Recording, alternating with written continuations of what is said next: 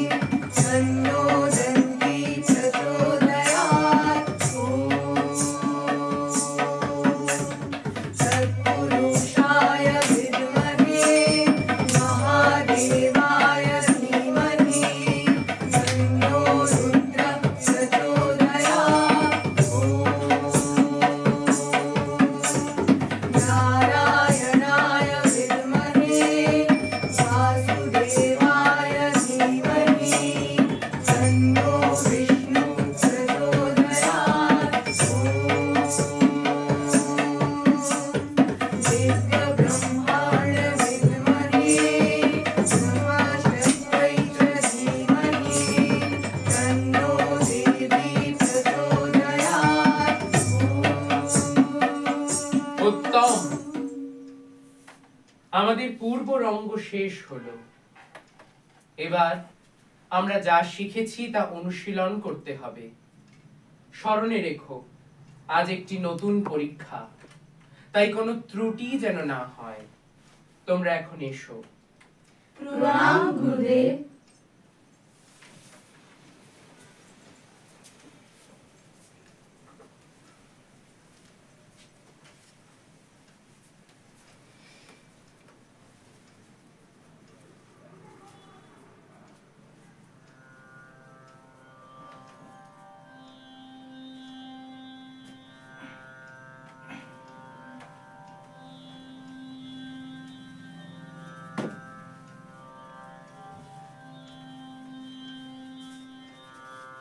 প্রণাম মুনিবর।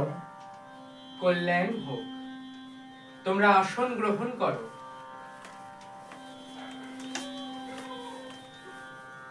বলো, কি হেতু তোমাদের এখানে আগমন?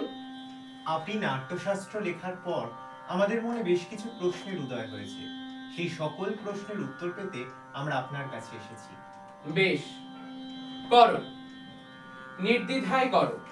কি প্রশ্ন উদিত হয়েছে তোমাদের মনে? গুরুদেব, এই নাট্যশাস্ত্রের উৎপত্তি হলো কিভাবে, আর এর উদ্দেশ্যই বা কি? উত্তম, তুমি খুবই ভালো প্রশ্ন করেছো। এই প্রশ্ন কেবল নাটকের সঙ্গেই নয়, যুক্ত আমাদের জীবনের সঙ্গেও। ত্রেতা যুগের পর পৃথিবীতে লোভ বৃদ্ধি পায়, মানুষের মধ্যে সংঘাত ও পাপের স্পৃহা বেড়ে যায়। সেই কারণেই দেবরাজ ইন্দ্র প্রজাপতি ব্রহ্মার কাছে প্রার্থনা করেন এমন একটি মাধ্যম নির্মাণ করার জন্য, যা একই সঙ্গে হবে শ্রবণযোগ্য ও দৃশ্যমান, যা মানুষকে মানবতার পথে, ধর্মের পথে, মোক্ষের পথে এগিয়ে নিয়ে যাবে। ইন্দ্রের প্রার্থনায় ব্রহ্মা রচনা করেন নাট্যবেদ। তারই প্রায়োগিক দিক হলো নাট্যশাস্ত্র। সাধু সাধু। মুনিবর, আমরা তো জানি বেদই হলো সকল জ্ঞানের ভান্ডার। এই সমগ্র সৃষ্টির সব রহস্য লুকিয়ে রয়েছে এই বেদের মধ্যেই। সুতরাং বেদই তো আমাদের জন্য যথেষ্ট ছিল। তাহলে কেন এই নতুন বেদ সৃষ্টি করা হলো? নতুন বেদ সৃষ্টি করা হলো সকল মানুষের কাছে জ্ঞানকে সহজলভ্য করবার উদ্দেশ্যে। আমাদের মনে রাখতে হবে, নাটক হলো এমন একটি মাধ্যম যা সাধারণ মানুষকে শিক্ষা ও ধর্মের পথে এগিয়ে নিয়ে যেতে পারে। সেই কারণে স্বয়ং ব্রহ্মা 4টি বেদকে একত্র করে নাট্যশাস্ত্র রচনা করেন। গুরুদেব, 4টি বেদের তত্ত্ব উপাদানগুলিকে এক করে কি করে পঞ্চম বেদ তৈরি হলো, একটু বিস্তারিত বলুন। বেশ, দেখো, একটি সুর ভেসে আসছে, শ্রবণ করো। মধুকৈটব বিধ্বংসী বিধাত্রী বরদে নমঃ। এই পাঠ ব্রহ্মা নিয়েছেন ঋগ বেদ থেকে, নাটকের সঙ্গীত এসেছে সাম বেদ থেকে, যজুর বেদ থেকে এসেছে অভিনয়, আর অথর্ব বেদ থেকে এলো রস। এই সকল বেদ একত্র করে তারপর ব্রহ্মা রচনা করলেন নাট্যশাস্ত্র। গুরুদেব, আর একটি প্রশ্ন, কেবল দেবতাদের জন্যই কি এই নাটক? না বৎস, তা নয়। রাক্ষসরাও ব্রহ্মার কাছে এই একই সন্দেহ প্রকাশ করেছিলেন। দেবতা, দানব, মনুষ্য, রাক্ষস সকলেই নাটক করতে পারে। নাটকে সমস্ত আচারেরই বর্ণনা রয়েছে। 3টি পৃথিবীর কথাই রয়েছে নাটকে। নাটক তার মধ্যে ধারণ করে রেখেছে সমস্ত অনুভূতি, সমস্ত রস, সমস্ত শাস্ত্র। সকল কলাকে নিয়েই নাট্যশাস্ত্র রচিত। এমন কোনো ক্রিয়া বা জ্ঞান নেই যা নাটকে দেখা যায় না। আশ্চর্য! তাহলে সমগ্র সৃষ্টি কি নাট্যশাস্ত্রের অন্তর্ভুক্ত? ধর্ম, শিল্প, লৌকিক এবং অলৌকিক এই সবকিছুই কি নাট্যকলার মধ্যেই বর্তমান? হ্যাঁ ঋষিগণ, নাটককে সমস্ত কলার উৎস বলা যেতে পারে। শুধু তাই নয়, নাটক হলো সমস্ত কলার সঙ্গম। নাটক একটি অদ্ভুত শিল্প। বেঁচে থাকার জন্য যেমন শ্বাস প্রশ্বাস, এটি সবচেয়ে গুরুত্বপূর্ণ শিল্প, তাই না গুরুদেব? একদম বৎস। কিন্তু তাহলে আমাদের সমাজ এটিকে গুরুত্ব প্রদান করে না কেন? আমি দেখেছি অনেকেই এটিকে অপ্রয়োজনীয় বলে মনে করে। তুমি ঠিকই বলেছ। তবে কি জানো, আমরা শিল্পী, নীতি নির্ধারক নই। আমরা শিল্প নিয়ে পরীক্ষা নিরীক্ষা করব, নীতি নিয়ে নয়। আমাদের মনে রাখতে হবে, নাটক শুধু একটি শিল্প মাধ্যম নয়, তা হলো সমাজের দর্পণ। তা ধর্ম, বর্ণ এবং ভৌগোলিক সীমানাকে অবলীলায় অতিক্রম করতে পারে। সেই কারণে এই সমস্ত বৈষম্যকে দূর করতে পারে নাটক। নাটক এমন এক আশ্চর্য অনুভূতি যা বিশ্বকে এক আশ্চর্য বিশ্বে রূপান্তরিত করতে পারে।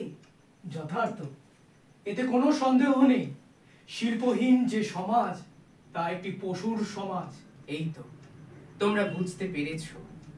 এই শিল্প আর শিল্পীদেরকে সম্মান জানানোর জন্যই পঞ্চম বেদ সৃষ্টি করা হয়েছে। আজ আমরা বুঝতে পারলাম গুরুদেব, পঞ্চম বেদ সমস্ত বেদ থেকে নিয়েই এই জ্ঞান তৈরি।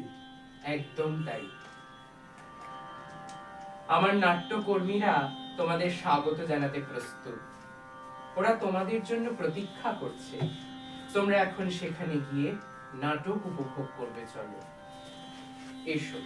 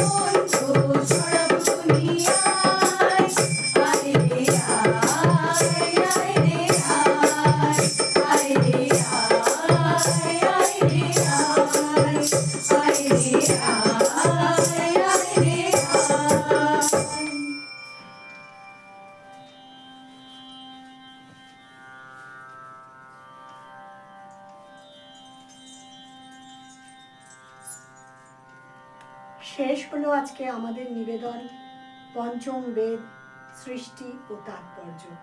ধন্যবাদ।